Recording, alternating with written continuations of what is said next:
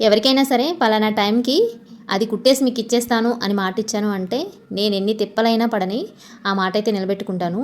చెప్పిన టైంకి ఖచ్చితంగా అది స్టిచ్ చేసి రెడీగా పెట్టేస్తాను.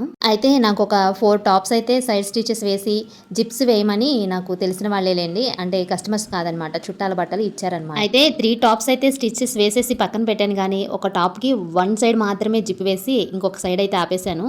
ఏదో కొంచెం పనుండి ఇది ఆపేశాను అనమాట. సరే నేను కుడదామని రెడీ అయ్యేలోపేమో కరెంట్ పోయింది. నాకు మోటార్తోనే కుట్టడం అవుతుంది, మిషన్ కాలుతో తొక్కడానికి లేదనమాట. అంటే పక్క చక్రం అనేది కొంచెం రిపేర్లో ఉంది, మోటార్ వల్లే అవుతుందన్నమాట ఈ పని.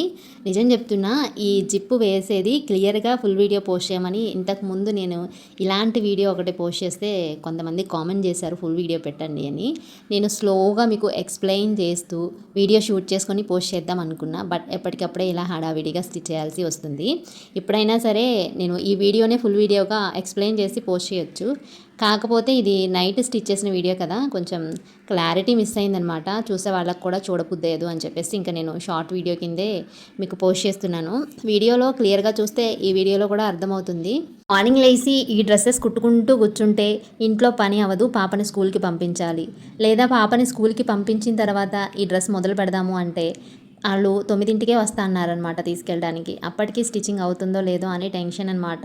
ఇది వచ్చేసి నేను మార్నింగ్ 5కి లేచి స్టిచ్ చేశాను. కస్టమర్స్ అయినా ఎవరైనా సరే కుట్టి ఎప్పుడు ఇస్తావు చెప్తే అప్పుడు వస్తాము అంటారు. నేను అప్పుడైతే టైం చెప్పను, ఎందుకంటే వాళ్ళు అడిగిన టైంకి ఇవ్వగలనో లేదో అని కొంచెం భయము.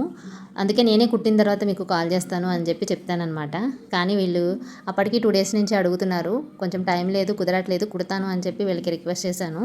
అయితే వీళ్ళు ఖచ్చితంగా ఆ రోజు కావాలి అన్నారు.